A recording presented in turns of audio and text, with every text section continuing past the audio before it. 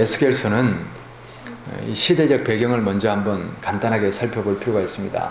우리 구약 시대는 이스라엘 백성이 하나님께서 약속하신 가나안 땅에 들어갔지만 그 땅에서 계속해서 범죄하고 하나님을 거역함으로 말미암아 이스라엘이 이제 멸망을 하는데, 자, 남쪽 유다가 어디에 멸망을 하게 되냐면 바벨론이라는 나라에 멸망합니다. 어느 나라라고요? 바벨론.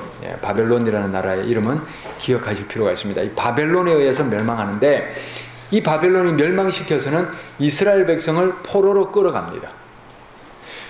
그때 포로로 끌려가는데 1차 포로가 주전 597년에 1차 포로가 끌려가죠.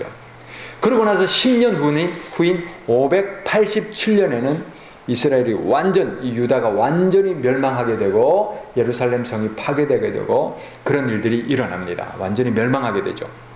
자, 1차로 포로로 끌려가서 10년 후에 완전 멸망하는데, 이때 1차 때 포로로 끌려간 사람이 누구냐면 바로 에스겔, 오늘 이 성경을 기록한 에스겔이라는 선지자가 1차 포로 때 끌려가는 그 일이 일어납니다. 그래서 1차 포로에 끌려가서 그 10년 어간에 그거를 포로기라고 그러거든요. 자, 바벨론에서 포로 생활하는 포로기 때 기록된 성경이 뭐냐면 우리 성경에서 에스겔서, 그 다음에 다니엘서, 이런 성경들이 바로 그 포로기 때 기록된 성경이에요. 에스겔서는 언제 기록됐다고요? 포로기에 기록됐다. 바벨론으로 포로로 끌려가 있는 그 상태에서 기록을 했습니다. 자, 그런데 이 바벨론에서 포로로 끌려가 있는데 하나님께서 이 에스겔을 포로로 끌려가 있는 상태에서 어디로 다시 이동시키시냐면 예루살렘으로 공간 이동을 시켜주세요. 그래서 예루살렘에서 지금 일어나고 있는 일을 보여주는 겁니다. 자, 597년에 포로로 끌려갔다고 그랬어요. 그로부터 약 한 4, 5년 지나서 593년 그 즈음에 예루살렘에 어떤 일이 일어나고 있는지를 보여줍니다. 그래서 지금 에스겔서가 기록됐습니다. 환상과 계시를 하나님이 보여주시는데, 이 에스겔서는 바벨론 포로로 끌려와 있지만 대부분의 예언이 예루살렘, 고향 땅 예루살렘에 대한 예언이 많습니다. 그래서 그 땅이 지금 어떤 일이 일어나고 있고 앞으로 어떻게 될 것이고 그런 일들을 보여줍니다. 그래서 에스겔서는 1장부터 32장까지는 멸망에 대한 심판 선언입니다. 뭐라고요? 심판 선언. 그리고 33장부터 48장까지는 구원 예언입니다. 선지서들이 대부분 심판과 구원을 같이 얘기하고 있어요. 지금 악을 행하고 있기 때문에 어떻게 돼야 됩니까? 심판받아야 되죠. 멸망당해야 되죠. 그래서 멸망당한다, 심판받는다 얘기를 해줘야 사람들이 깨우칠 거 아닙니까? 그러나 멸망당한 후에는 어떻게 합니까? 더 이상 멸망을 예언할 필요가 없죠. 그때는 무엇을 예언합니까? 구원을 예언합니다. 하나님이 심판하시는 이유는 심판 자체가 목적이 아니기 때문입니다. 심판의 이유는 뭡니까? 구원이 목적입니다. 이 심판을 통해서 악은 청산하시고 의의 백성, 새로운 백성이 일어나서 하나님의 의의 세상이 다시 회복될 수 있도록 구원이 목적이라는 겁니다. 그렇기 때문에 예언서는 반드시 심판과 구원이 같이 가는 것을 볼 수 있습니다. 이 에스겔서도 32장까지는 심판 예언, 그러나 33장부터는 구원 예언, 그렇게 기록되어 있는 것을 우리가 볼 수 있습니다. 자, 1장 1절 들어갑니다. 때는 제30년 넷째 달 5일이었다. 자, 이 30년이 무엇을 기준으로 한 30년이냐? 그것은 학자들마다 논란의 여지가 있습니다. 그러나 분명한 사실은, 자, 여러분, 우리가 일기를 쓸 때 뭘 씁니까? 몇 년, 몇 월, 며칠, 날씨까지 쓰는 경우가 있잖아요. 자, 요일을 왜 기록합니까? 나중에 이걸 봐도 그때 그랬었구나, 이 자료가 되는 거예요. 그런데 만약에 이 몇 날 며칠이 없다고 해보십시오. 그냥 내가 무슨 사건만 있었다 이렇게 해보십시오. 그러면 뒤에 가서 볼 때 이게 언제 일어나는 일이지? 이렇게 헷갈리잖아요. 그 다음에 제가 어떤 예화를 인용합니다. 그런데 이렇게 인용을 했다고 합시다. 어떤 신문에 보니까 이런 내용이 있습니다. 이렇게 인용을 했어요. 그것하고 몇 날, 몇 월, 며칠자 어떤 신문에 이런 기사가 있습니다. 여러분 어떤 게 더 신빙성이 있습니까? 몇 날, 며칠. 날짜를 기록해 주는 것이 훨씬 더 신빙성이 있죠. 자, 여러분 몇 날, 며칠 이렇게 정확하게 날짜를 기록하고 있는 성경이 구약 성경의 세 권입니다. 에스겔서하고 학개서하고 스가랴서. 에스겔, 학개, 스가랴서. 이게 정확한 날짜를 기록하고 있는데, 자, 그런데 그 기록이 있지만 특별히 이 에스겔서는 이 몇 년, 몇 일까지 기록한 이것이 14번이나 나옵니다. 가장 많이 나옵니다. 그러니까 에스겔서가 굉장히 이것을 중요하게 생각하고 독특하게 기록하고 있습니다. 여러분 왜 날짜를 기록할까요? 뭔가 신빙성을 주기 위해서. 사람들이 못 믿을까 봐 정확한 날짜를 기록하면서 신빙성을 믿게 하기 위해서 날짜를 기록하고 있습니다. 왜? 도대체 무슨 일이 일어났길래, 도대체 무슨 못 믿을 만한 일이 일어났길래 이렇게 일일이 날짜까지 14번씩이나 그렇게 기록하면서 시작하고 있을까요? 자, 무슨 일이 일어났는지 봅시다. 그때에 내가 포로로 잡혀온 사람들과 함께 그발 강가에 있었다. 이렇게 돼 있죠. 자, 포로로 잡혀갔다 말씀드렸죠. 지도를 봅시다. 자, 지도 보시면 여기가 지금 예루살렘 있죠. 이게 지금 바벨론 제국입니다. 이 바벨론이라는 나라가 이렇게 큰 제국을 이루고 있습니다. 자, 예루살렘에서 포로로 이 바벨론까지, 바벨론이 여기죠. 이 바벨론 제국에 끌려갑니다. 자, 그런데 그발 강가가 어디냐면 여기 있죠. 아까 여기 예루살렘이었죠. 여기 바벨론이었잖아요. 이렇게 그발 강가가 바로 여기 있습니다. 자, 이 그발 강가에 포로로 지금 끌려와 있습니다. 그런데 이 바벨론이라는 나라는 사람들을 포로로 끌어오되 가족 단위로 끌어왔습니다. 그래서 이 사람들이 가족 단위로 끌려와서 가족들 공동체 생활도 하고 거기서 예배도 같이 드릴 수가 있었어요. 그래서 바벨론은 친화 정책을 썼어요. 말살 정책을 쓴 것이 아니라 친화 정책을 썼기 때문에 종교도 살아있을 수 있었고, 그래서 결국 70년 후에 복귀를 하잖아요. 귀환을 하잖아요. 그래서 하나님의 나라가 다시 한번 건설될 수가 있잖아요. 그래서 자, 그발 강가에 있었는데 그 다음 보십시오. 나는 하나님이 하늘을 열어 보여주는 환상을 보았다. 여러분 왜 몇 날 며칠을 기록하냐면 에스겔이 있을 수 없는 일을 보았기 때문입니다. 무슨 소리냐? 여러분 하나님이 어디 계셔야 됩니까? 성전에. 성전에 계셔야 되잖아요. 이스라엘 역사상에 계속해서 하나님은 성전에 계신 하나님이었어요. 성막을 짓게 하시고 구름 기둥과 불 기둥으로 성막 위에 임해 있잖아요. 그리고 지성소 안에 언약궤 그 위에 시은좌 속죄소 그 위에 하나님이 머물러 계시잖아요. 성전에 계셔야 될 하나님이 지금 어디 와 계십니까? 예루살렘에 성전이 어디 있어요? 예루살렘에만 있잖아요. 그러면 하나님이 지금 어디에 계셔야 돼요? 예루살렘에 계셔야 되잖아요. 하나님이 예루살렘에 계셔야 되는 하나님이 지금 어디 와 계시냐는 거예요. 그발 강가에 에스겔에게 지금 나타났잖아요. 여러분 지금 우리는 이게 좀 별것 아닐 수 있어요. 그러나 지금 이스라엘 백성들에게는 너무나 충격적인 일이에요. 하나님이 지금 어디 계셔야 된다고요? 예루살렘 성전에 계셔야 될 하나님이 거기를 떠나버리셨어요. 떠나서 지금 어디 와 계세요? 그발 강가 이 포로로 잡혀있는 에스겔에게 지금 와 계신 거예요. 이 기절천풍할 일이 너무나 충격적인 일이에요. 그러니 에스겔이 이 믿을 수 없는 사실에 대해서 몇 날, 몇 월, 며칠에 내가 여호와의 신을 보았다. 그렇게 기록하고 있는 겁니다. 그러면 하나님이 도대체 왜 예루살렘을 떠나서 여기 와 계실까요? 자, 봅시다. 자, 2절. 여호야긴 왕이 포로로 잡혀온 지 5년째가 되는 그달 5일에. 자, 첫 번째 포로가 597년에 있다고 했습니다. 그때 왕도 같이 포로로 끌려왔어요.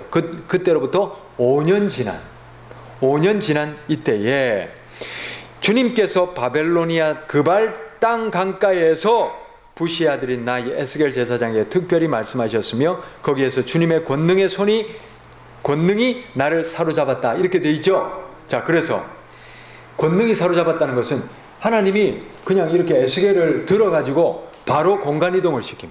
예루살렘으로 가버리십니다.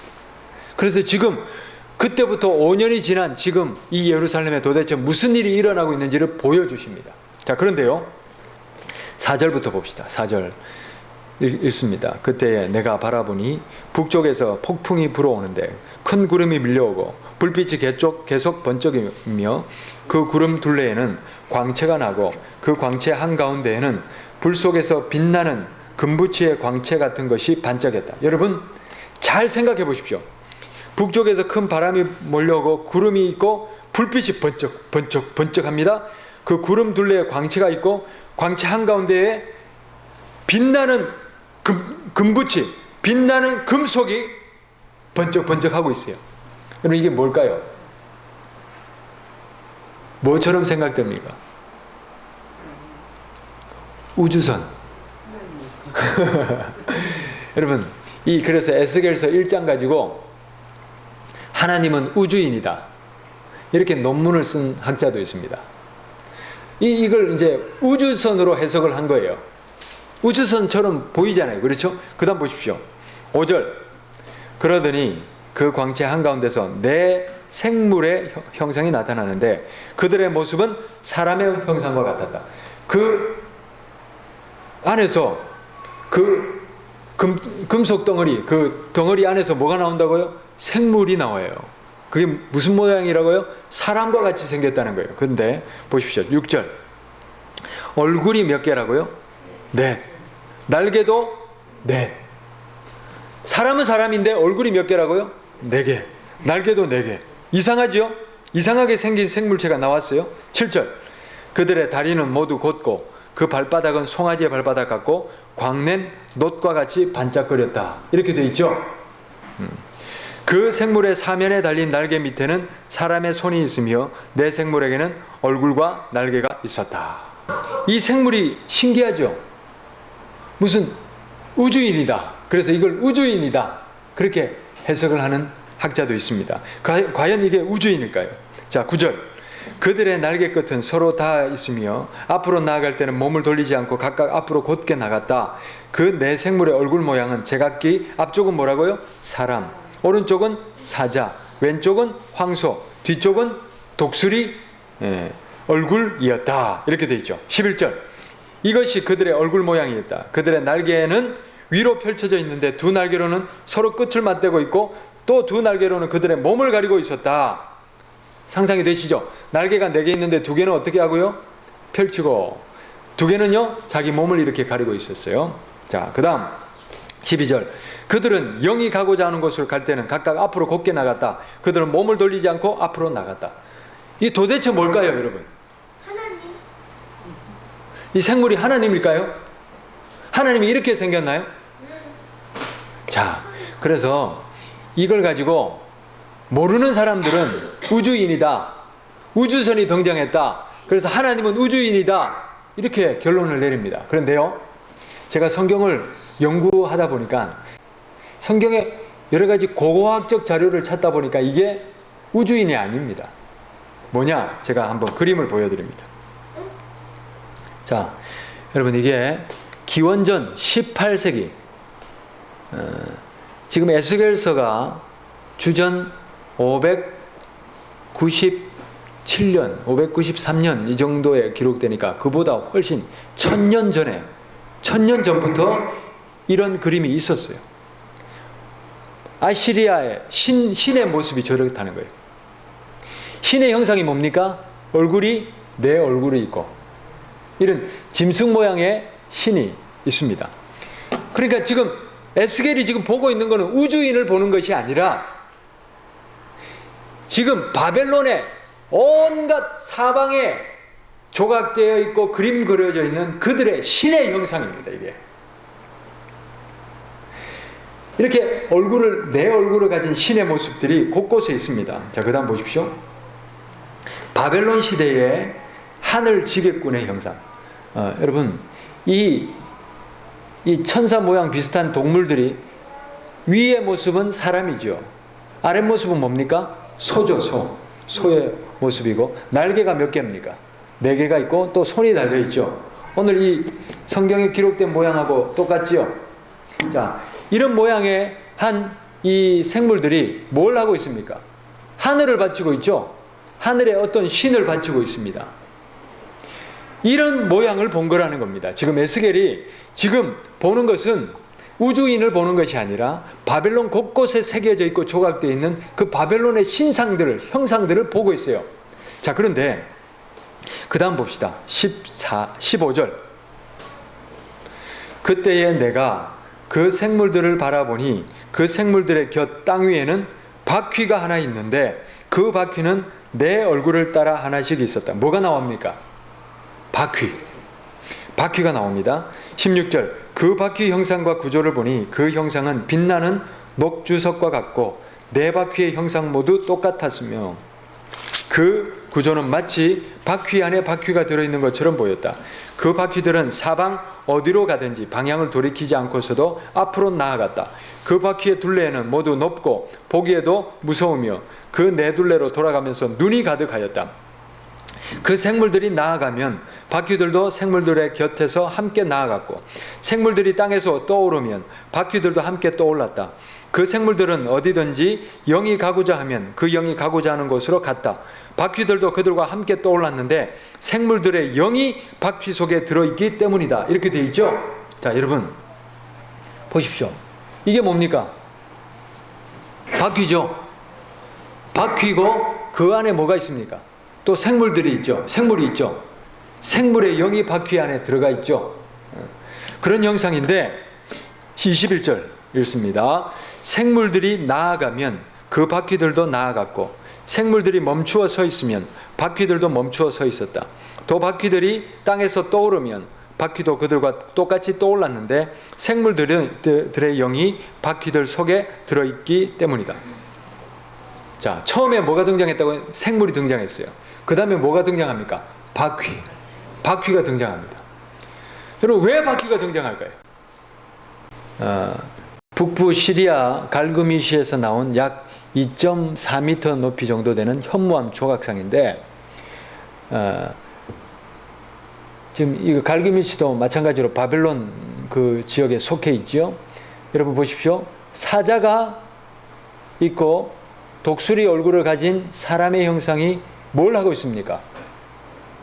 신을 떠받치고 있죠. 신을 떠받치고 있어요. 지금 자, 신의 보좌가 움직이거나 흔들리면 됩니까? 안 됩니까? 안 됩니다. 견고해야 됩니다. 견고해야 되죠.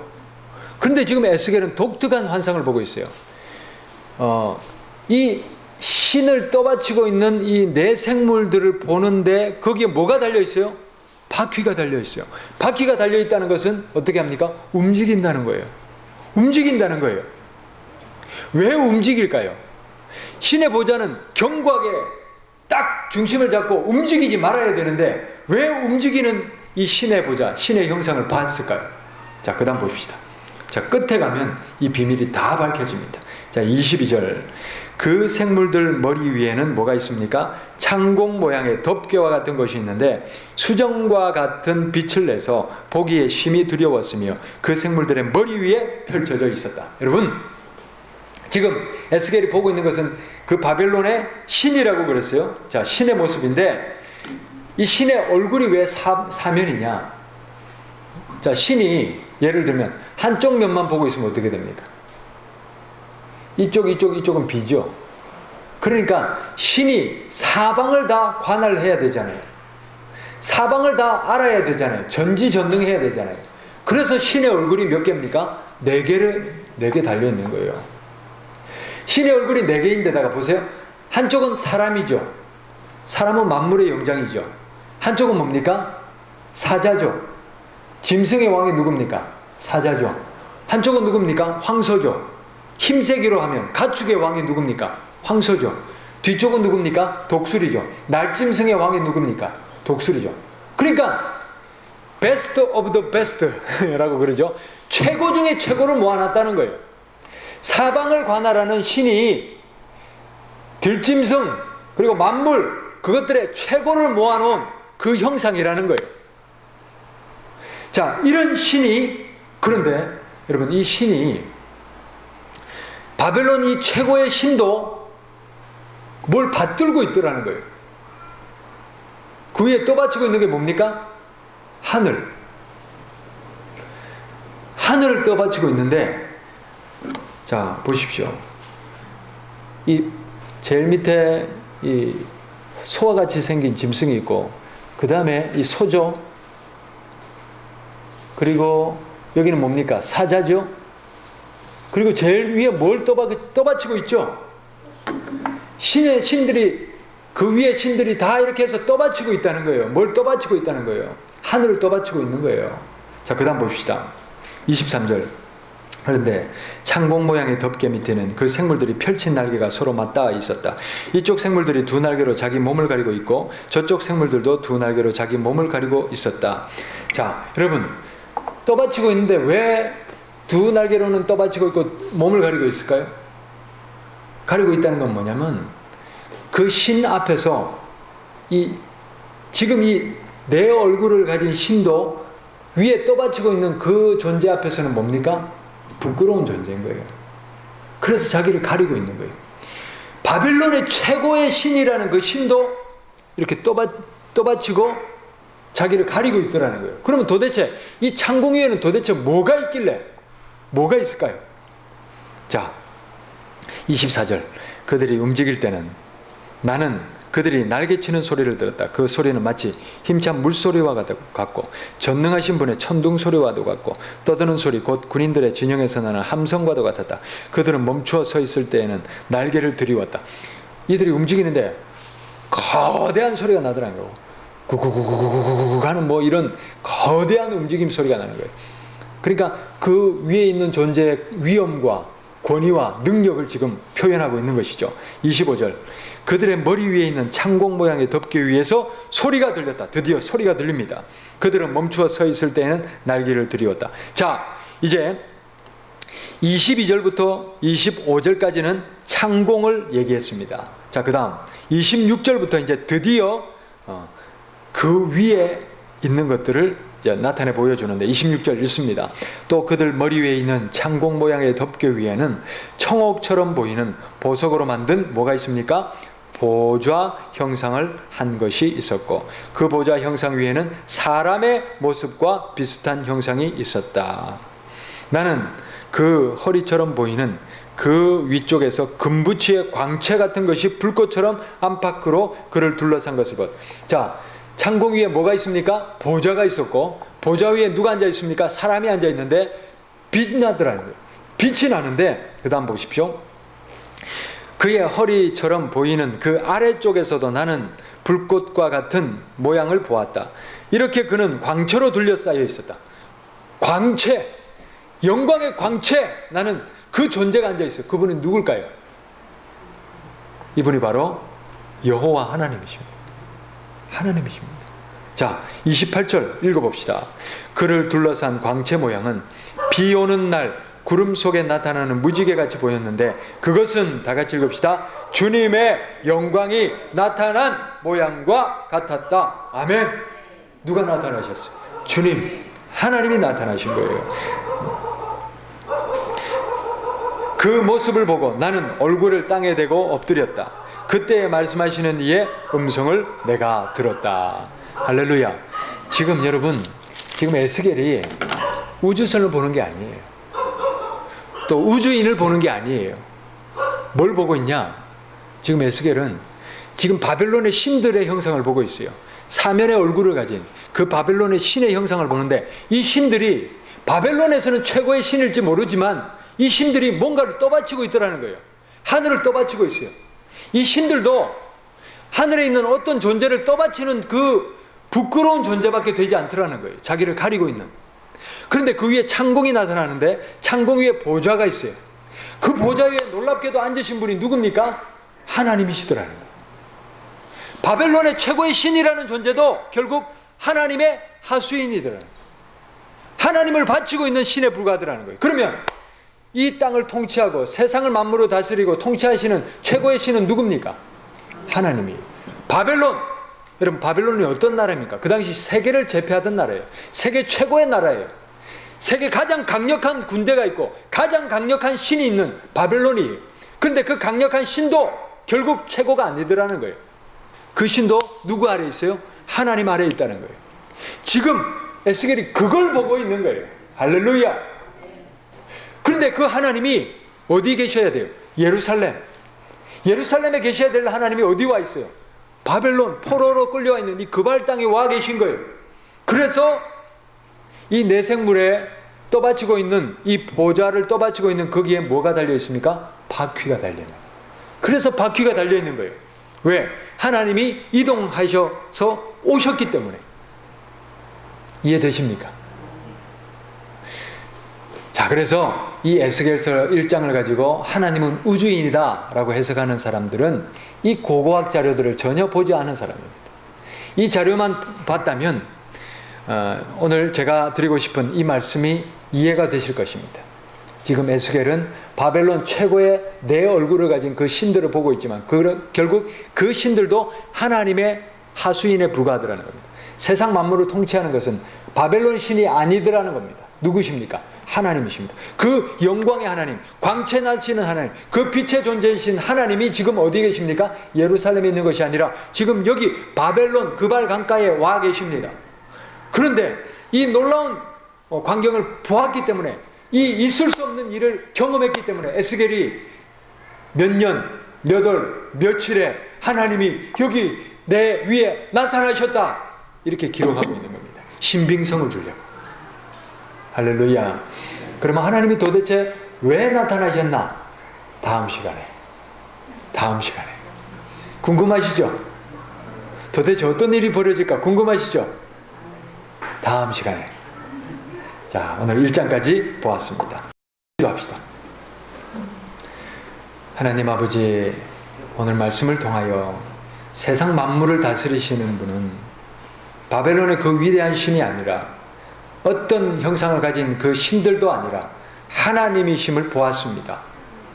온갖 신들이 하나님을 떠받치고 있습니다. 하나님 앞에 부끄러워 몸을 가리고 있습니다. 그리고 그들의 왕은 하나님이십니다. 통치하시는 분은 하나님이십니다. 하나님 아버지, 우리가 세상의 어떤 신을 두려워하지 않게 하여 주시옵소서. 세상의 어떤 권세도 두려워하지 않게 하여 주시옵소서. 오직 하나님만 두려워하게 하여 주옵소서. 하나님만 섬기게 하여 주옵소서. 그 하나님이 이제 에스겔에게 나타나셨습니다. 도대체 뭘 보여주시려고 하나님이 나타나신 것입니까? 우리가 이제 이 말씀을 통하여, 에스겔 말씀을 통하여 우리에게 주시는 하나님의 음성을 깨닫게 하시고, 시대에 주시는 하나님의 음성을 깨닫게 하여 주시고, 하나님의 놀라운 비밀을 우리가 알게 하여 주옵소서. 예수님 이름으로 기도합니다. 아멘.